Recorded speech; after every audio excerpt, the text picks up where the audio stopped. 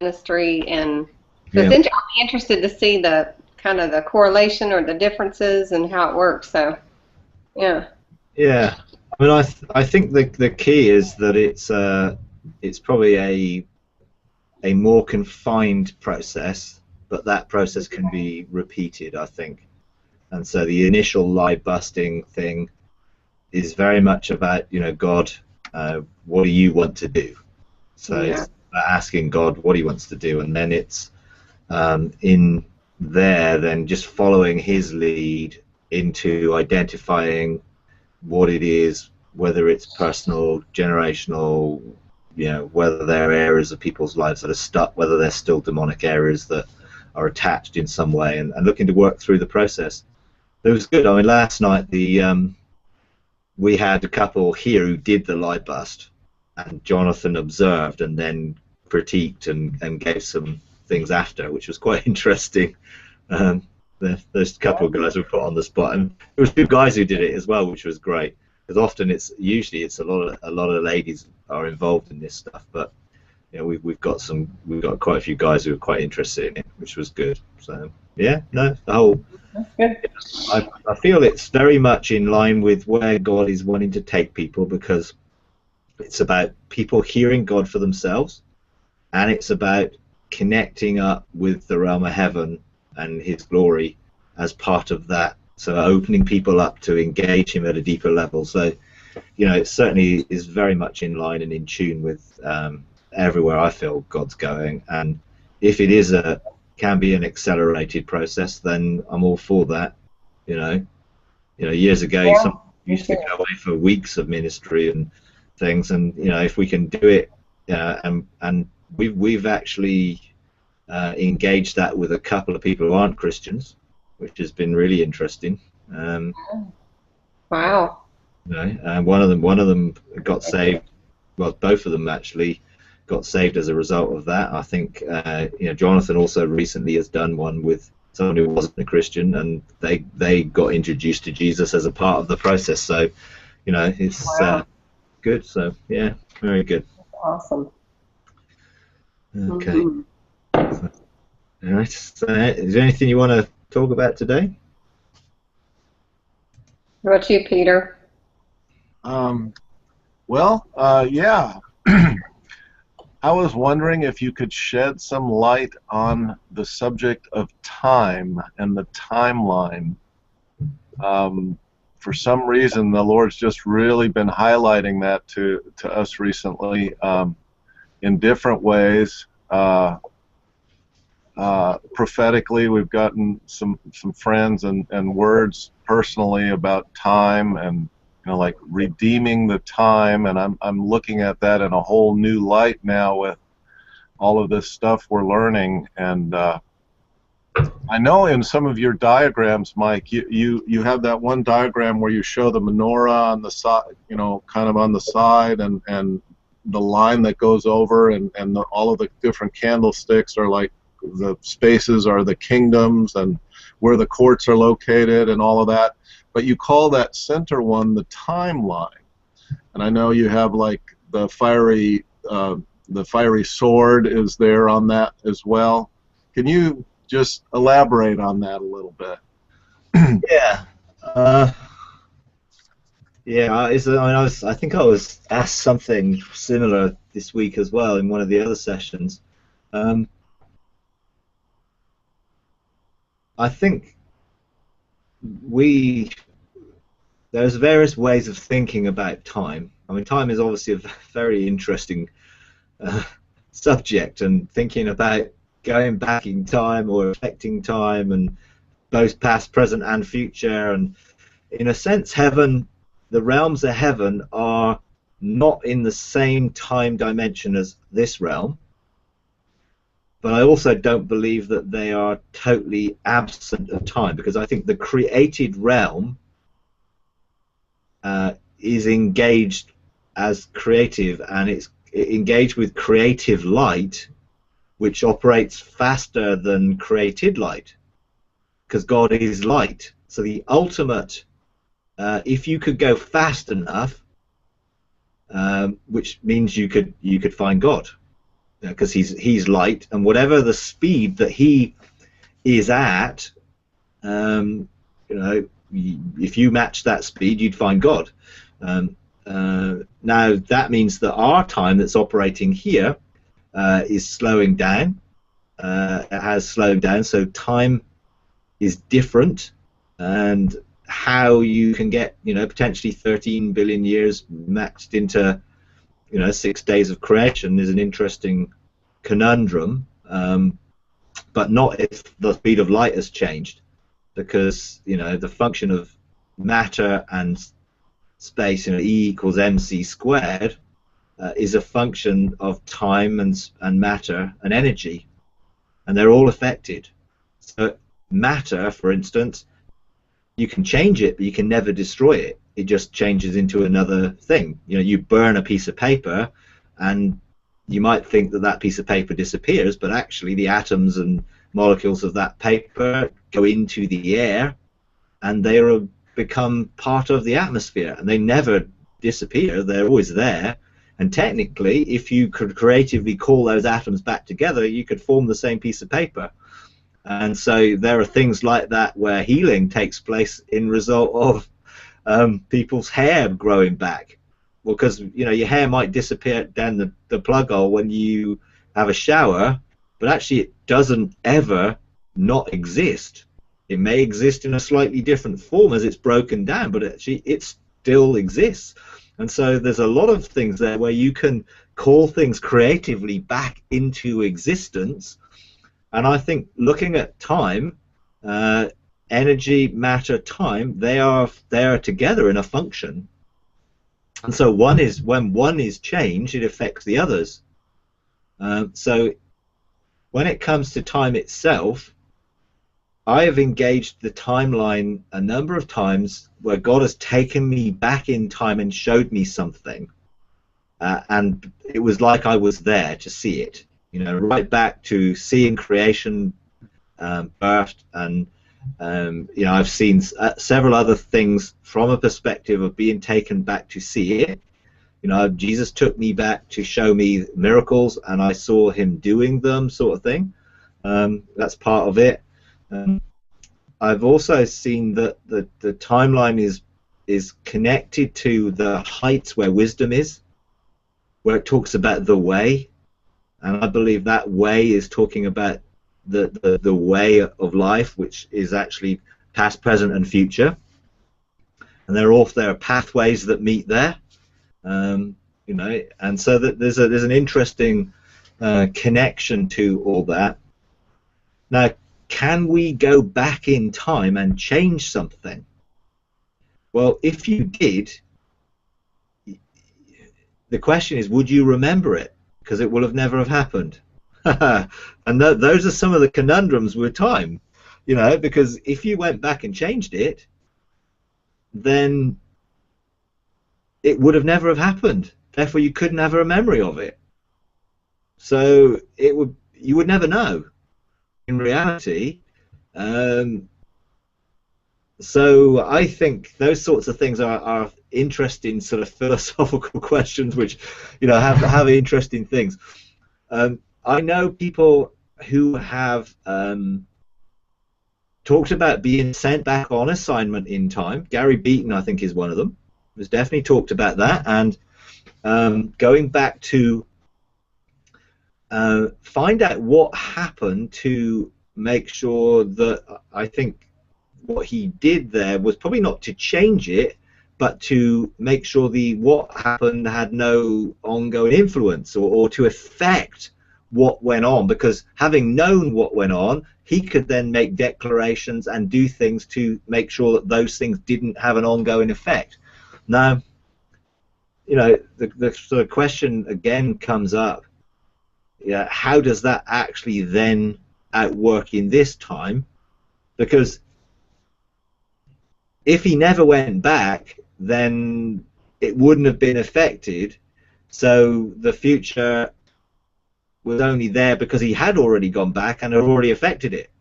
So it's, again, those are really interesting issues. If he had not have been sent back, would things be different now? Well, yeah, because he was sent back to have an effect, which we are now already experiencing, rather than we're here, he's done something, and then actually that only changes from now on. No, it actually must change from when he went back and did it. Unless he went back and got information, came back into this time to make sure from this point on that information was changing the future. So depending on how it was worked, it is an interesting thing. And, I've been taken back to see things so that I will have a deeper understanding and revelation of things, which then affects how then I do things now in the present. Also, you can think of we have all had experiences in our past which still affect us in the present, both positive and negative. By going back, let's say, in ministry, say with like lie busting, one of the things that's done in lie busting is to go and identify, is a person stuck at a particular age through trauma or through something that's happened to them that actually affects their life today, because it get their, I don't know, angry 12-year-old Fred gets triggered by emotional things now that causes him to explode in anger because he's coming out of that immature era in his life. So when you go and you identify 8-year-old, 12-year-old Fred, or whatever it might be, and you minister to 12-year-old Fred, and he becomes reintegrated with adult Fred, so he is no longer operating out of what happened when he was 12 years old, then you've affected the present by dealing with the past. So that is an effect of dealing with something that happened in time, something generational, which had a generational effect and is still operating in our generations, and we go back and we deal with that generational issue. Again, you are affecting the present and therefore the future by dealing with the past. So that is, in a sense, removing what's happened in the past in time to change here and now. The other side of it is, can you go into the future and see the future, and that future then cause you to change what you do now to line up with that future? Well, I know Ian's basically said that he's been to 2057 and had a look. Also, the fact of every prophetic word that we get, which comes out of the realm of heaven, is coming out of before it's happened here. So that, in a sense, is a time function, in that the truth or the revelation of something for the future is brought into the present.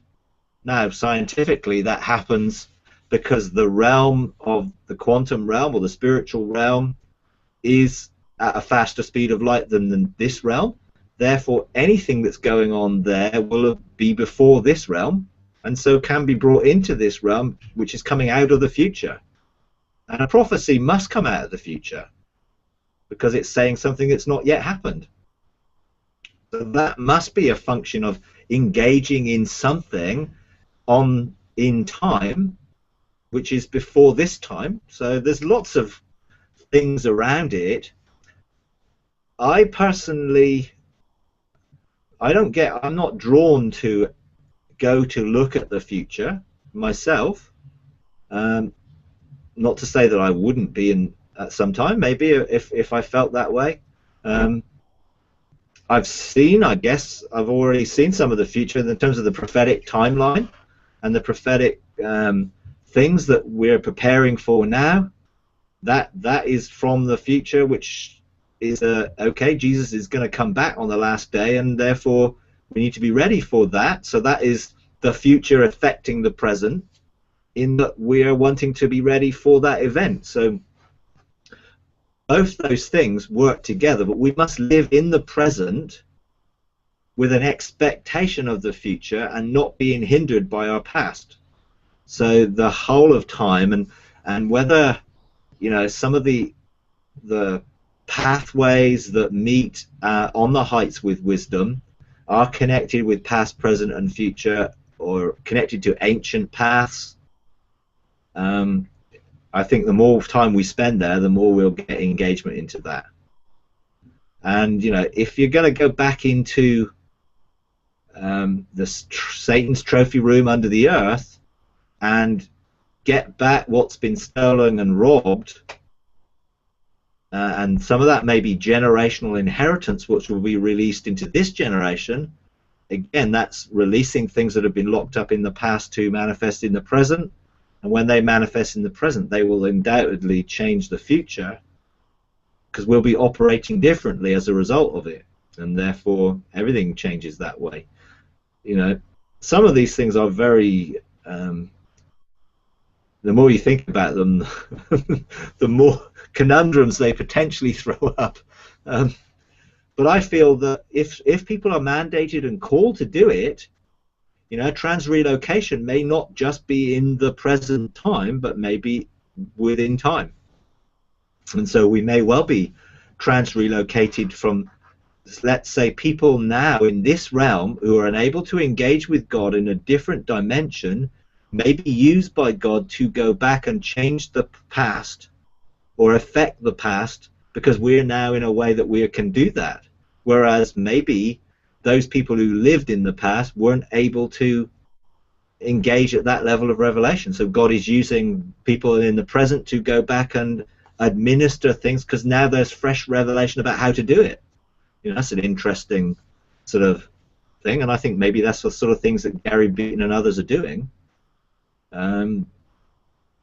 That would have always been in the purpose of God for that to take place, and therefore God is, in a sense, I think God, who is living within the realm of the kingdom and manifesting himself in all the places we can go to, is within a time frame. But God infinite is outside of time altogether.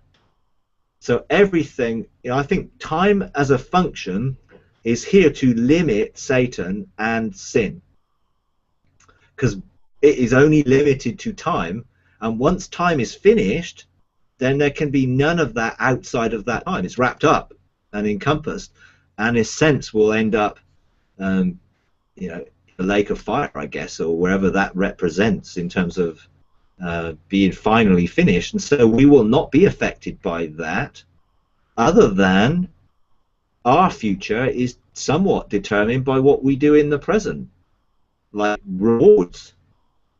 If we're rewarded in the age to come by rulership in certain things, by what we do in this time, then that still has an effect in the age to come. We just won't be affected perhaps negatively by it, because how much we will retain. I don't want any memory of sin in the age to come, and if that's a function of time, then I would have no recollection of it. It would be completely dealt with and removed on the last day when everything gets consummated. So it's interesting. So I would say some people probably are mandated to go and seek the strategy for that mandate and what they need to do, as opposed to time.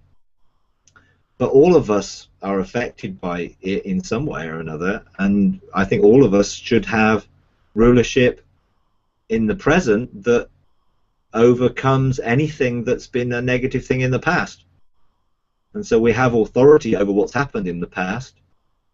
Whether we actually physically go there or spiritually go there on the timeline to deal with it, and whether that's actually what we're doing by engaging in past generations and standing identificationally in the court system, is that a function of actually we are connected to what's happened there? I'm not totally sure, but main thing is that we get the end result is that we get what we should be doing in the present, and then move into the future that we can see on our scroll and is part of our destiny. So if everything has been written according to Psalm 139 before it was ever fulfilled, then there is a record of it, and we can engage that record. So we should be able then to move towards what our future is, because then our desires of our heart will begin to draw us towards what our future is. So I don't know if that helps. I mean, it's like, yeah, it's a pretty interesting question. Well, yeah, no, that's good. That helps a lot. I was specifically wondering about like if you see a prophetic word or get a prophetic word about time, like beginning to go backwards, or like even the one that you saw at the beginning of the year, where you saw the benches of three and the world was spinning one way and then it slowed down and started spinning the other way. It's like, what was that? Is time reversing or being redeemed, or what would that mean? Interesting question. I mean, redeeming something is obviously buying it back from something it's been sold into. So slavery, someone's been sold into slavery, it's redeemed. So from our own perspective, can we get back time that we've wasted or lost? Well, not in the fact that you can go back and do it all over again, but you can obviously redeem by repenting and renouncing of doing that and being forgiven from doing that. Even in the sense of when I've gone to the judgment seat and had my scroll from the things I've done as a Christian expunged from that scroll, well, that effectively is wiping out the past. Actually, the blood of Jesus that covers all our sin must be affecting the past. So, because it is forgiven and cleansed, so we did it in the past, but we can be forgiven in the present. So that has redeemed that experience. And again, redeeming something would be making use of it. So in a sense, we can use our past experiences and the testimony that we've gained from going through those experiences to help other people. So using our past experiences to help people in the present and the future. So that's a way of potentially redeeming what's happened in the past and making it of use in the present. It's whether any of those things are actually a function of time in itself, or whether they're just us being able to deal with the past, and so it stops affecting the present. I mean, that's an interesting thing, I think, to think about. Prophetically, seeing a prophetic word, it definitely causes you to be drawn towards the outworking of it, because it changed what I started to do, and it changed my thinking about being more strategic about what I was doing, because I saw this and it affected me in that way. So that, in a sense, was seeing something that God desired me to be involved in, and seeing it as a prophetic picture of what was going to take place has caused me to align myself now in the present to ensure that that does outwork, or my part of it, as much as I can do, is outworked. So that is certainly prophecy having a powerful effect on the present. And if I didn't do that in the present, would it happen in the future? Well, my part of it certainly wouldn't be able to happen if I didn't do it. And so, it's important that we do listen to prophetic revelation, and it does cause us to change the desires of our heart and realign ourselves with what God is saying and wanting, because He's revealing His heart. So yeah, I'm not sure that I sort of understand it any more than that at the present, but I'm sure God will give revelation if I need to be involved in anything. I don't feel personally drawn to going and seeing the future or deliberately wanting to go, because I don't feel it's part of my mandate right now, or something that God's called me to do. But that's not to say that God can't one day just take me and show me something, and that will then inspire me to actively pursue it myself. Now, I only want to pursue things myself, the things that God has actually shown me and revealed to me, because then I'm making sure that I'm aligning myself with Him, rather than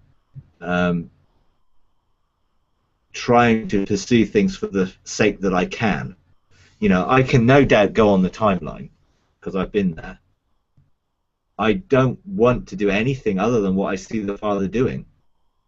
And so, in that sense, I have no desire independently to say, oh yeah, great, I'm going to explore time right now. Other people, it may be totally different because they may have that as part of their scroll at the moment and a season that they may be in, and they have legitimately every right to go and pursue it, which is why we need to make sure that we're all aligned with the things that God is wanting us to do at any particular season.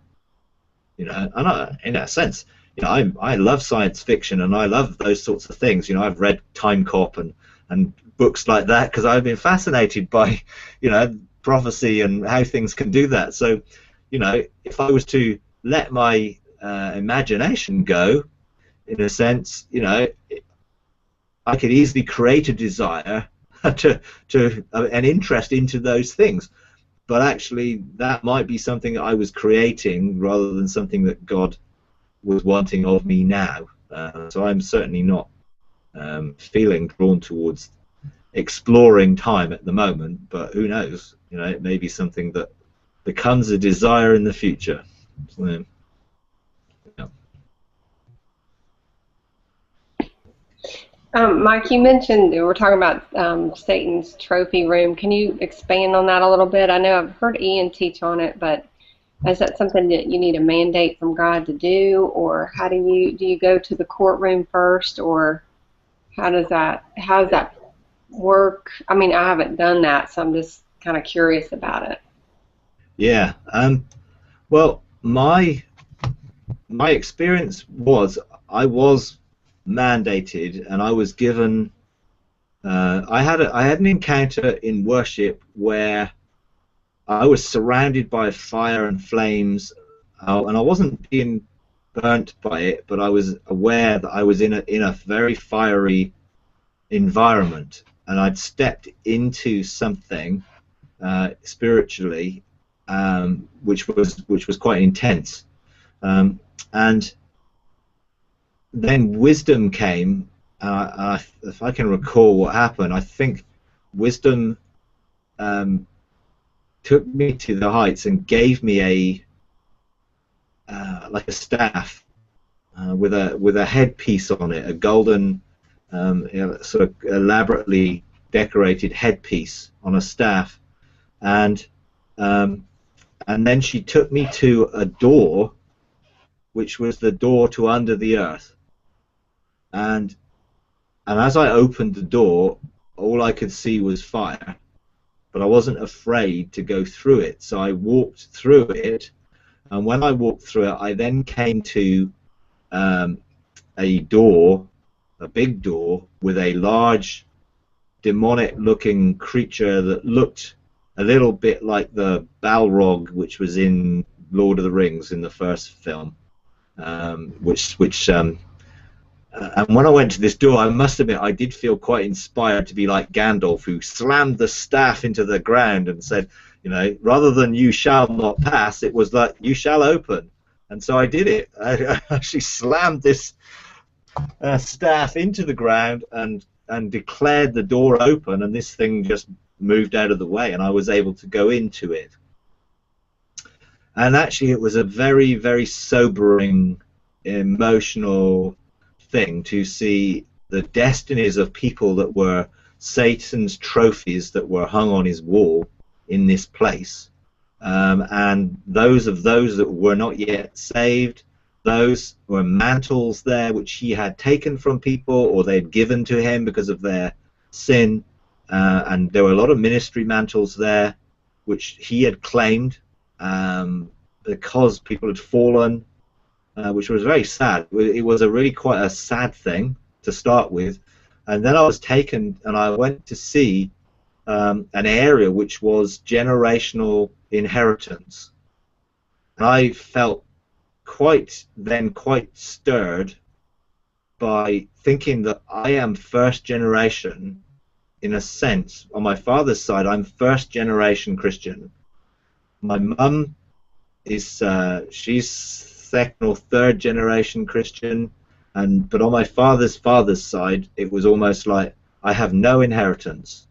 Nothing positive was ever given to me, and I was sort of given the revelation to look at this area of inheritance and see that what would it have been if I was fifth generation, someone like Bill Johnson, who says, they're fifth generation ministers, what have they received as a heritage and an inheritance that has enabled them to fulfill their function much better, because they have stuff passed on to them positively.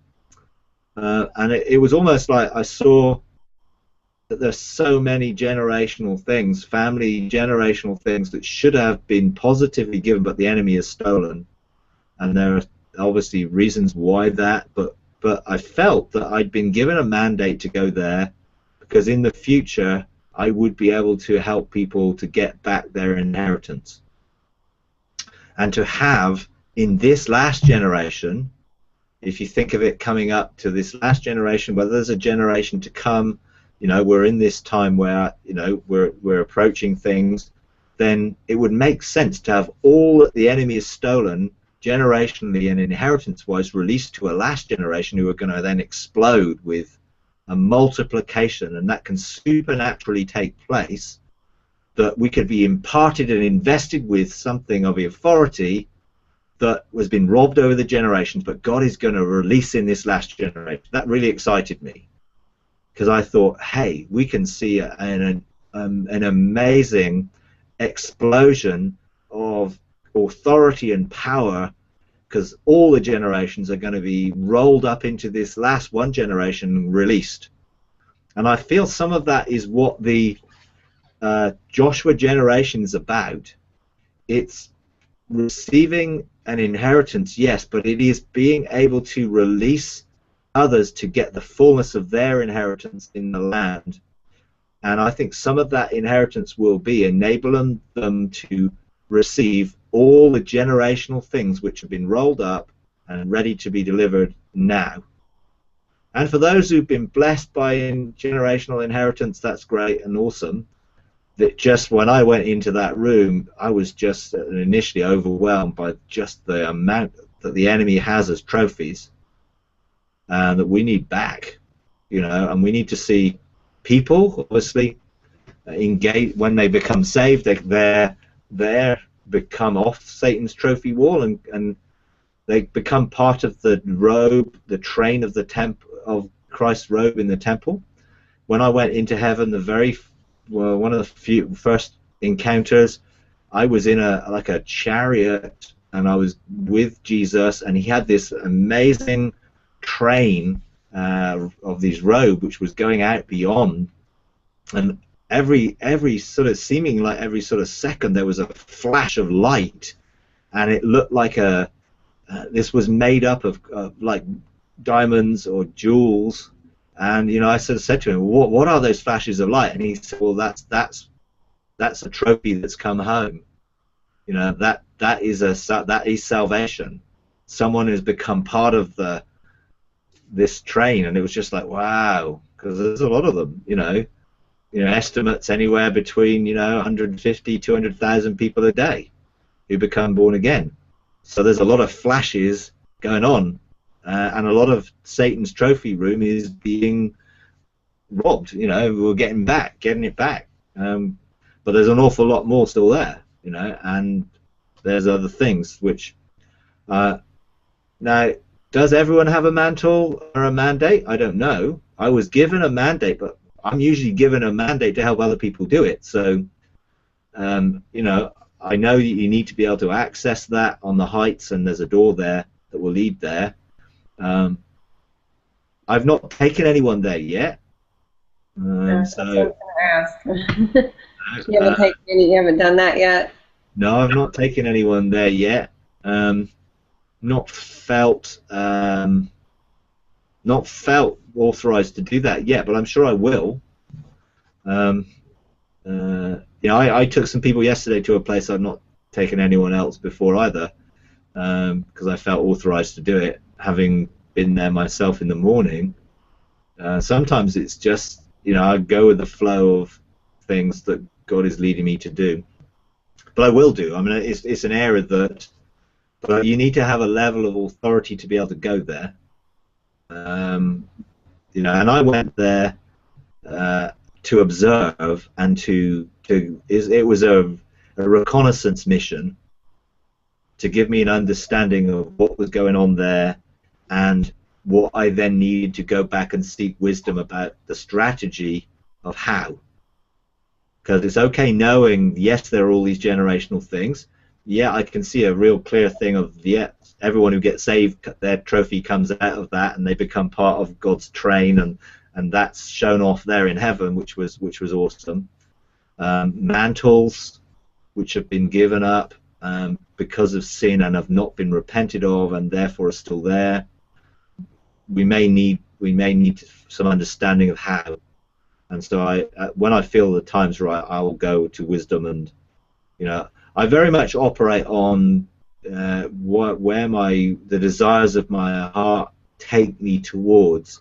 And so very often I get encounters which are seemingly random, but they're not. They're things which then they do lead me, and eventually they open up something. And so yesterday morning I felt drawn to go back to a place that I'd been to several times before, a pool in the Garden of God that has within it a chest that has some of the thoughts of God about us. And so I went back there and I took a thought, and that thought became a mandate, and I took that mandate to the court, and I got that mandate authorized, and then I released angels, and I got a strategy for it. And then in the afternoon, in one of the hangouts, I then released that strategy, and I took some people back there themselves, and some of the things got outworked. And hearing some of their testimony, because I didn't tell them what I was doing, I just took them there, and some of the testimonies lined up with the strategy and the mandate I was given and shown. So I thought, hey, that's really cool. In a whole day, one day I've seen the whole process outwork and see fruit from it. So that was really cool. I really liked that. And so when I get things like that, then I pursue them until I get the mandate and the strategy of knowing what to do, and then I go and do it. I've not felt to go back yet about this trophy room, but I will. I mean, it's one of those things that I've had the experience because it's now part of my desires, and when the right time is, then I will either go back there or I'll go to seek wisdom about what I need to do, and a strategy for the different things that are there, and what it will take to get other people to go there to be able to do that for themselves. You know, and I will go back and do that for myself first. You know, I sort of knew enough about it, and it has opened up some thoughts that God revealed to me about my generations, you know, which have given me enough encouragement to think, yeah, there's some stuff there, because God showed me some things about my generation that I didn't know, you know, and it was like He showed me some positive things about the Christian heritage within my generations, you know, because I went back in one generational line on my mother's father's side, back to sort of like 17 something, and back into France, and in a France royal court and different things there. And I did that naturally by tracing back the genealogy, and got back to, you know, France pre-French Revolution. But God also did some things and showed me some genealogy of godly people within my generation, which was an encouragement, because I didn't know them. But He showed me things, which was good, you know. Yeah. So yeah, I think is a definite future thing that I'll probably get some access to do. Do you think that that's part of the reason maybe people are stuck, or, you know, I work with some people that they just don't seem to get the full desire, you know, it's very limited as far as how far they go spiritually, and they seem to get it, and then they just go back, to their old ways so much. It's like, why aren't you, what's the hang up here? What do they not get? They're not getting or grabbing a hold of the real truth, or if they do, it's temporary. Yeah, I would say that in some of those type of experiences, a lot of that is because we have not brought people into a fullness of what salvation is. I think we've preached a gospel which is easy and offers people a fire insurance to get into heaven without becoming a disciple. And I think so much,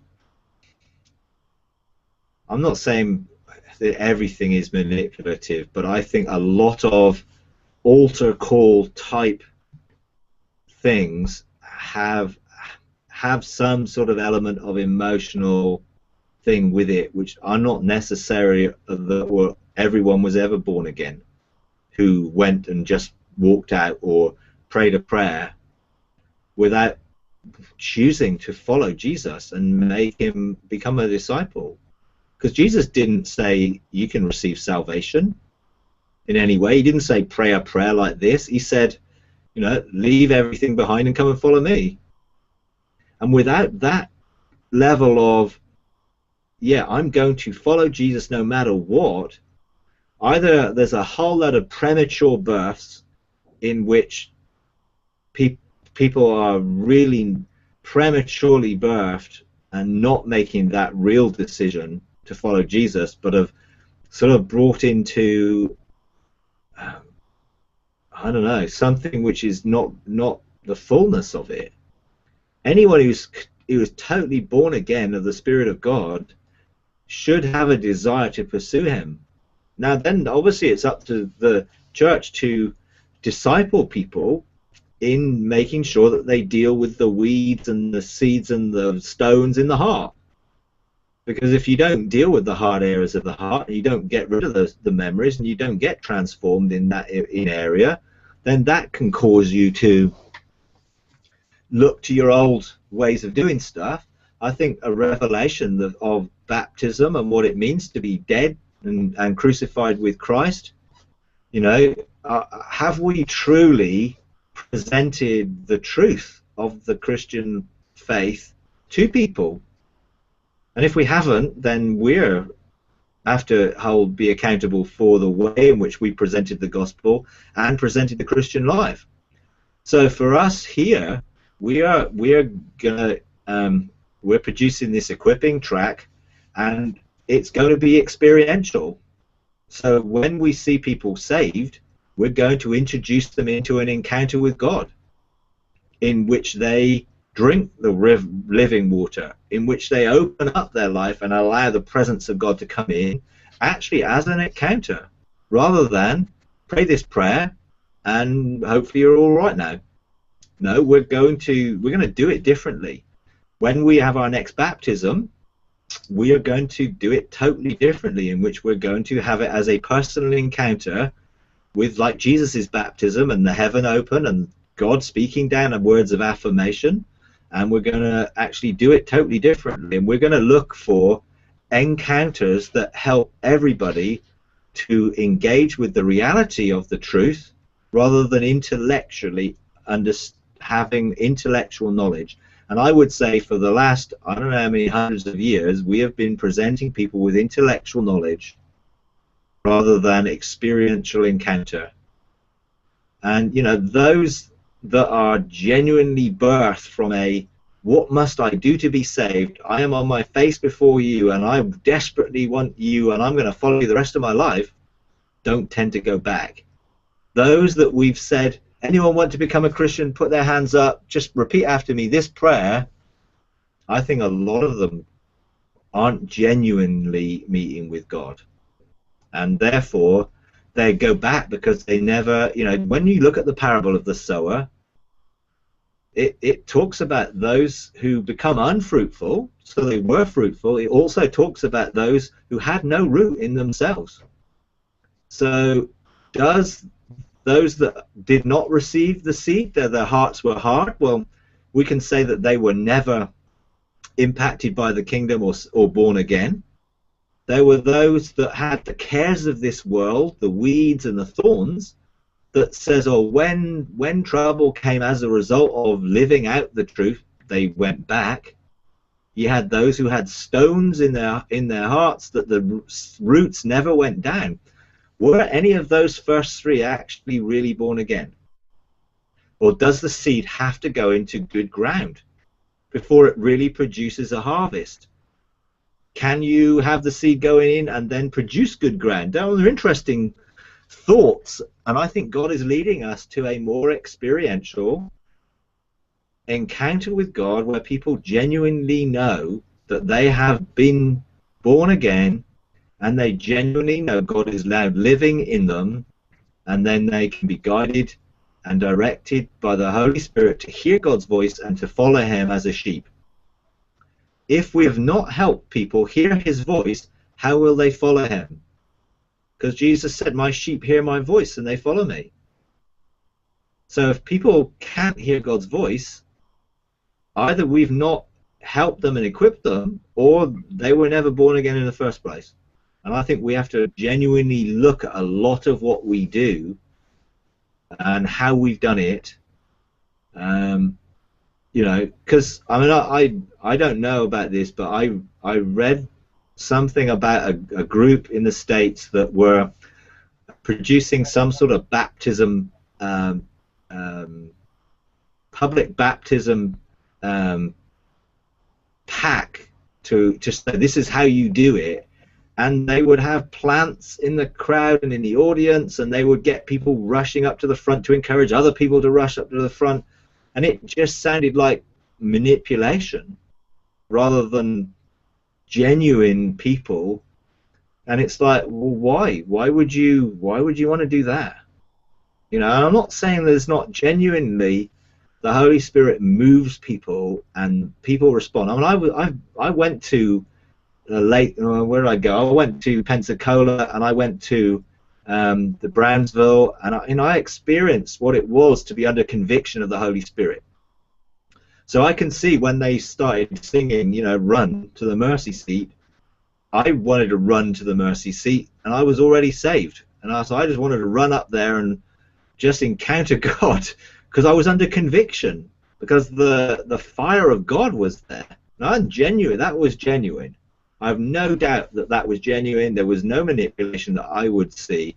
But there are other things that I have doubts about, and therefore, you know, I want to see the genuine, and I would rather give people the option, like Jesus did, and said, weigh this up. Don't walk this way if you're going to turn and look backwards. So make a decision that's going to be a decision to be a disciple of Jesus, weigh the cost, and decide whether you're willing to pay the cost. That's how Jesus did it, and he had 12 people with him, and then 120 people with him that changed the world, because they were willing to be martyred. They were willing to, and most of them were, because they were willing to pay the cost of being a disciple. And Jesus made it so clear. You know, if you're not willing to hate everybody in comparison with your love for me, then you can't be my disciple. If you're not willing to give up everything to follow me, then you can't be my disciple. How much do you hear that as a presentation of the gospel? Encouraging people, don't come and follow me unless you're willing to see whether you've got enough money to complete the building. You know, and you know, he made it really challenging. He wasn't making it easy for people. Yeah, I guess too. I mean, it's like, you know, once they do make a commitment, then you go through a certain process of transformation. That's it's then they're going back to their old ways, their old habits, and really not caring about the change that just happened. they're just allowing themselves to live in the old pattern again. And it's a little frustrating because I know that there's, and then you hear other ministries talk about, well, you step into your identity in Christ. If you're in Christ, then you're no longer, your old self. So there's a conflict there of a process, and I get that. But the process seems to me like it shouldn't be going back to the same issues over and over. It should be something different that you're dealing with to go from glory to glory. Yeah. That makes sense. Oh, absolutely. Absolutely makes sense.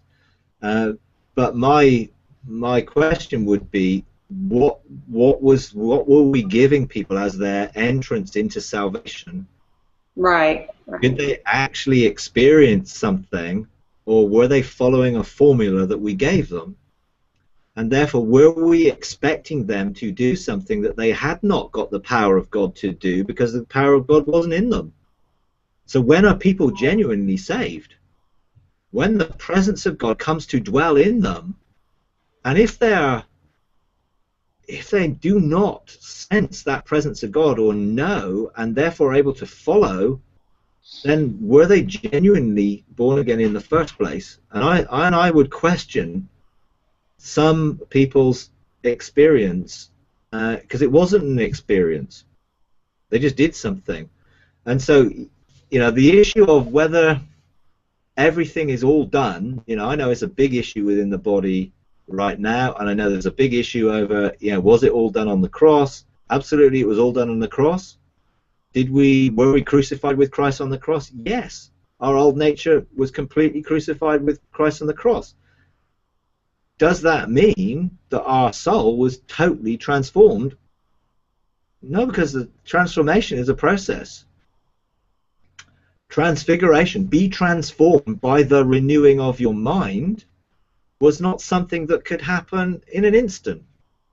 But me becoming a new creation in Christ, my spirit coming alive, God coming to live in my spirit, and therefore me being able to engage in a relationship with God as my old nature dead, yeah, absolutely, that happened. And I think the problem lies with those people who are teaching that it all happened the instant and we just have to believe it. They do not take into account that we are spirit, soul, and body. They are teaching we are body and spirit, and the spirit and the soul are the same. And I don't believe the Bible teaches that. So I would have an issue over anybody who was saying, okay, yeah, everything's new. Because spiritually that is true, but did everything become new when you got born again? Did you get every sickness and disease instantly removed?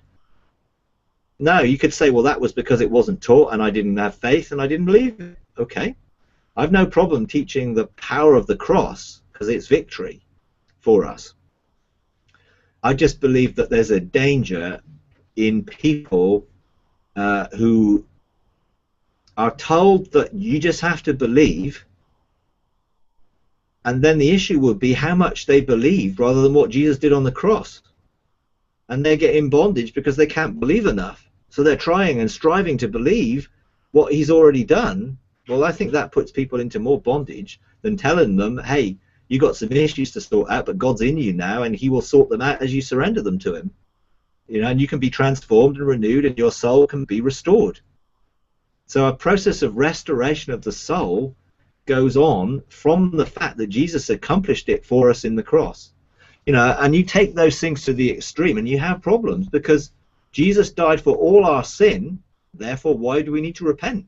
He died for it anyway, so surely why would we need to confess our sin because it's already covered on the cross? Well, clearly the New Testament tells us to confess our sin so we can be cleansed and made righteous in 1 John 1:9. So, I think there's a lot of things around that. I'm totally convinced that Jesus did everything on the cross that I need. I have to apply it every day to my life. And Adam and Eve had no sin in their life. They only had their flesh to make a choice. They had free will. Their flesh wasn't bad, as long as it was being led by the Spirit in relationship with God. They had no self-awareness separately from God, because they were in fellowship with him all the time. It was only when the, oh, you can do this apart from God was introduced, that they suddenly became aware of being able to do something independently of God, which when they chose to do it, caused them to go and run and hide in the bushes and cover up. So now they were responsible for covering up their own situation. Even at that point, I believe if Adam and Eve had gone back to God and said, God, we have made a terrible mistake, will you forgive us? He would have totally forgiven them and they would have been back to where they were. But I think they chose to hide, and mankind has been hiding forever in that sense, in the bushes, away from God, trying to do things in their own strength.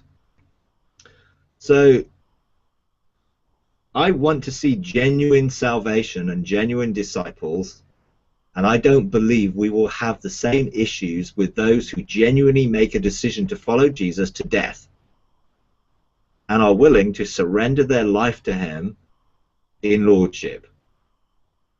You know, for me, in the New Testament, there was no difference. We've separated it out. You become a Christian, then you sort of make Jesus Lord later on when you understand a little bit more, and then maybe you get baptized in the Spirit, and then you maybe get this. It's like, I want to see this coming together, you know, and seeing genuinely people whose lives are transformed and that they surrender it all. And I don't believe it should take years and years and years, because I believe some of these things like lie busting and other things are accelerated processes that you can identify things and sort them out much, much quicker. But they're still there to be sorted. You know, the danger in telling people that you just have to believe because it's all done, although it sounds like it's bringing people into freedom, those who are struggling will be very reticent to admit that they have a problem and an issue, because they will be seen potentially as, well, you just don't believe enough. Because it's all done. We can't do anything more than it's already been done. So you just have to believe, oh, well, yeah, but I'm feeling this and I'm feeling that. They will be putting on a mask and pretending, and I have seen that. I have seen people dancing and kicking their feet in the air and laughing to fit in, when in the inside they were a total mess. And I've looked spiritually, and I've seen some of what they looked like in the spirit realm, and they were pretending because they wanted to feel that way rather than they did. And it's sad to behold people trying to fit in and being afraid to be honest and real and just saying, hey, I feel a total mess today, can you help me? And yeah, of course we can help you. I'm going to wear a Sunday mask today, and when someone asks me, I'm going to say, oh, I'm fine, when I'm not. I want an environment where people can be real and honest, and then you can help them deal with their things. I don't want to create an environment where people are afraid to be real. Well, there's also an environment here, I don't know about you, Peter, if you've run into this in the States, where there's this grace to do, so that people do things, and then they decide that, you know, God's going to forgive me, so I'm just going to do it. You know, I'm already forgiven. It's just kind of, so I'm going to behave in a way that I know I shouldn't, even though I've walked through transformation. I'm going to do it anyway, and then I'll ask for God's grace will, and I'll get forgiveness. So that's kind of going on. But part of my question that you can answer real quick, I know we're short on time, is, do you think that part of all of this going on is because there are things in Satan's trophy room that needs to be taken back, I guess, is my question too. Well, yeah, I mean, there are only things in Satan's trophy room that he has had legal access to put there. So anyone who is not yet obviously born again, they are his, and he can use those people. You know, they are pawns in his game, in a sense, and so he can use people. once their destiny is out of that trophy room and it's brought back into the realm of heaven, then if we're engaging with God, then we can start to outwork our destiny because it's our destiny. The heritage of previous generations would help us turbocharge that, if you like, by having that released. So it can be brought into this generation and therefore can multiply the effect of what we do, perhaps. But even without that, we can still pursue our destiny because we're now got access to heaven, and heaven is accessed in us. So I don't think it's oh well, if we don't get that out of there, we can make that an excuse. But God wants to release that so that it can be multiplied in this generation to enable the kingdom to be manifested in greater dimensions. So, you know, I think we need to get hold of everything that belongs to us, absolutely, but not to be too caught up with it. You know, it is going to take place, and we've got to be open for when that takes place for us. But we still have a destiny, and we still have access to the mandate in heaven, and we can still do everything. It's the on-earth stuff, I think, that it will affect more than our engagement in the heaven to see it released on earth, because I think it's going to affect maybe the outworking of the miraculous and the outworking of that heritage, perhaps, because there have been obviously generations and generations and generations that have lived without the power of the Spirit, you know, and so we're in a generation where the power of the Spirit is being released. You know, I have not got enough information or revelation yet to put a major issue around it right now. I just know that God has shown it me, because there will be something that we will be able to help people, but it will be a help, not oh, this is absolutely vital and without this you won't be able to do anything. Otherwise people will be stuck, and we don't want people to be stuck. And it may well be that when a level of maturity kicks in, that we have embraced everything that we are called to do in our generation, that then, hey, we then get access to all the other stuff which should have been ours and which wasn't, because we've been faithful with the little, and maybe then we'll get much released. I don't know. You know, but you know, there's something that I'm sure others are going to get some revelation on, that hopefully will maybe add to it and give us some more insight into it, perhaps. So, yeah.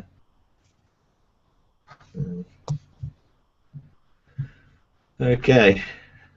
All right. Yeah. Have you got anything, Peter, you want to share? Well, I had another question, but I know we're getting late. I can save it for next week. So. All right. Okay. I've got another hangout at 2 o'clock.